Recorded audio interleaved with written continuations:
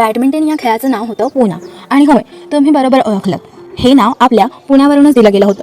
कसं? या सांगते. नमस्कार. आजपासून जवळजवळ 175 वर्षांपूर्वी म्हणजे 1850च्या सुमारास तमिळनाडूतील तंजावरच्या राजघराण्यात आणि स्थानिक लोकांमध्ये एक पुलियाट्टम नावाचा खेळ खेळला जायचा. हा खेळ आजच्या बॅडमिंटनसारखाच होता, फक्त शटलकॉकऐवजी पिवळ्या लोकरीचा चेंडू वापरायचे.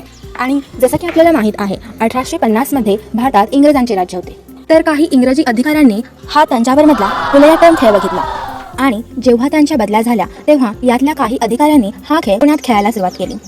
पण वाऱ्यामुळे बॉल नीट उडत नसल्याकारणाने त्यांनी या बॉल्सला काही फिदर्स लावली, ज्याला आपण मराठीत पिसं असं म्हणतो. आणि या खेळात कालांतराने त्यांनी त्यांच्यानुसार काही बदल केले.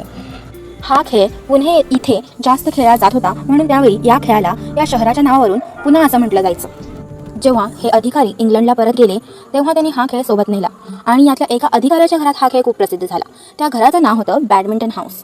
म्हणून इंग्लंडमध्ये या खेळाचं नाव पुनावरून बदलून बॅडमिंटन असं पडलं.